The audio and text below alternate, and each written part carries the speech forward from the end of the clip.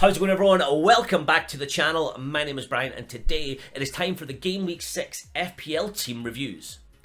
Now, what we do on this channel is you do submit your team through my Instagram down below, and I try and help you guys out by saying what decisions you can make using the data set that I provided. And if you want to see that data set, make sure to check out last time's video. I done a massive spreadsheet where I was going through all the top 15 players in each position. It's really helpful. I'm a data analyst by profession and I really love FPL. So I put both them things together to try to create this massive data set where I can really take advantage of what players have got the best value, XG, position, influence, all of that good stuff, and all the information is provided to try and cross-examine what players are going to do well in the future. And if you do want to stay up to date with all that, please make sure to drop a sub down below.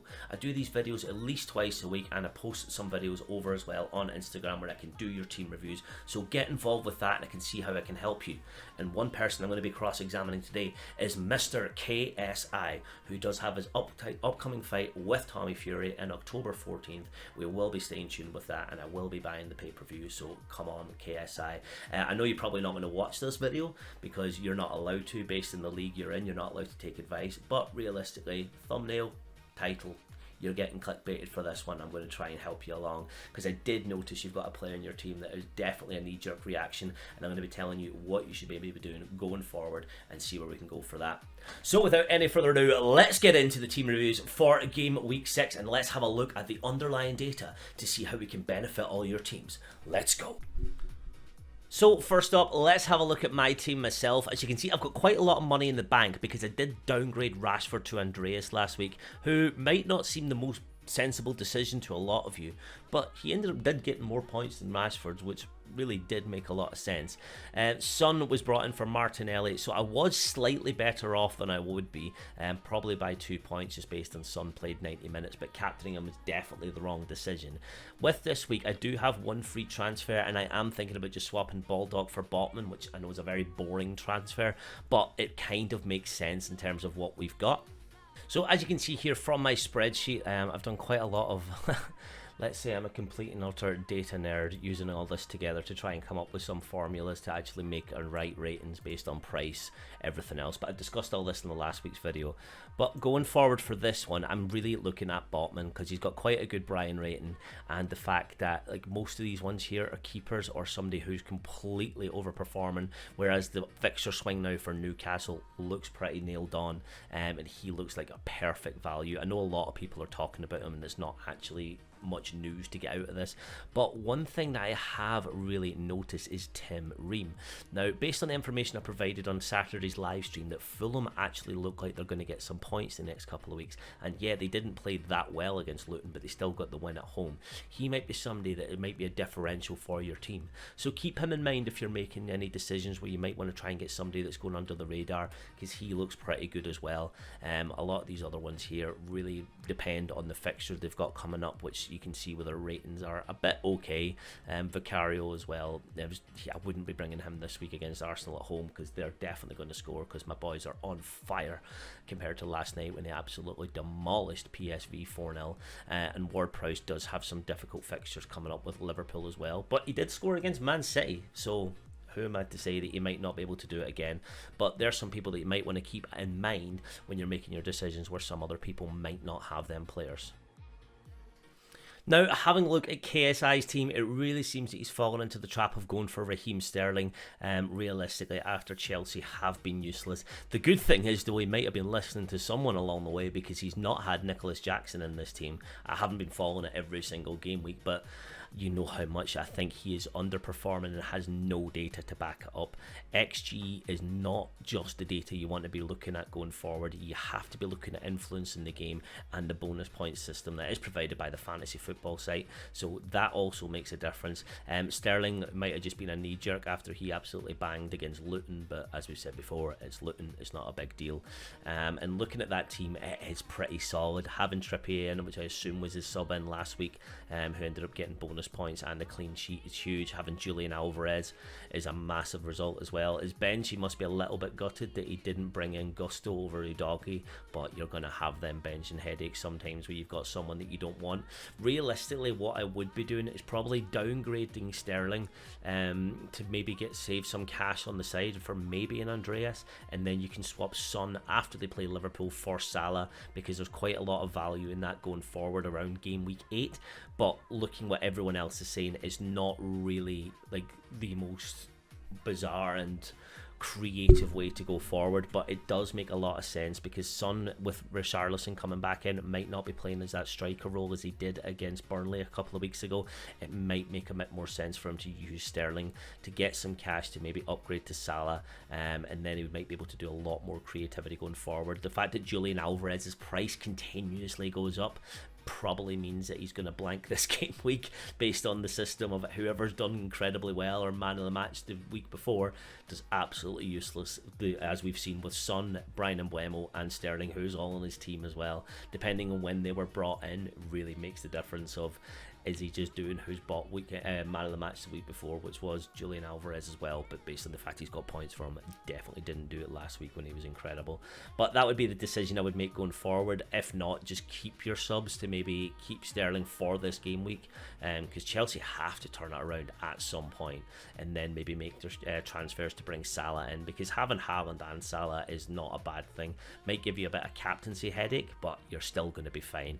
So if I were you, Mr. JJ Olatunji Olajide, that's what I would be going for. And by the way, good luck against Tommy Fury. Bring it home. So looking at this next team, it seems you're taking a hit to bring in Anthony Gordon or Wissa. Wissa, I understand if you do have the Foster from Burnley who ended up getting a red card and getting banned, that makes sense to go for Wissa. But I have no idea who you're taking out for Anthony Gordon. Like, he didn't get the full game minutes against AC Milan. He did look good at the time, but being a minutes risk in a game so important, I don't really agree with that. If it's someone you're going to be just sitting on the bench anyway, fine. But I wouldn't be taking a hit this week on it. Bringing in Fabian Schär, that makes sense. It's between him and Botman for most people, so they can save the cash, because realistically you're just looking at the clean sheets between them, and Newcastle's game week going forward are looking pretty tasty for them, and they are going to pick up some points. You are just at minus in 0.5 that you could have in the bank with Botman, but if you want to go for the differential, Fabian Schär is definitely the choice for that. Having Bayer on your team, he's just a bench warmer, same as Kaburi. Chilwell doesn't look to be getting as much minutes, as he didn't start on the weekend as well, which is putting a lot of people a bit nervous with him on his team. Estepunian's going to come back. He was just knackered from coming back from international duty from Ecuador.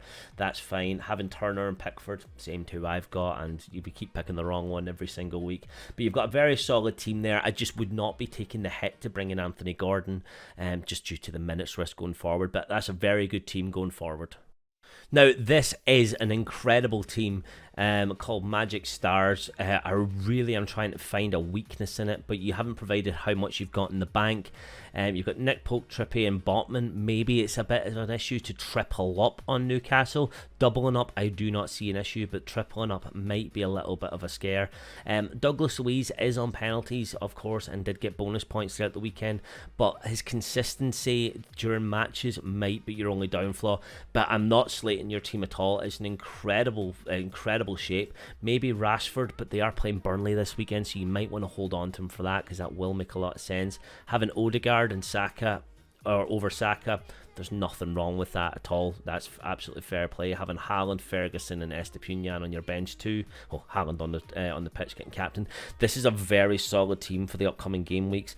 Maybe the fact you're probably going to switch out Saliba for Botman, or yeah, maybe switch out Saliba for Botman, just from the fact they're playing Spurs and it's a derby. It might end up 0-0, might be 1-0 to Arsenal or 1-0 the other way. There's no way of actually predicting it at this point, otherwise we'd all be sort of targeting that game as well.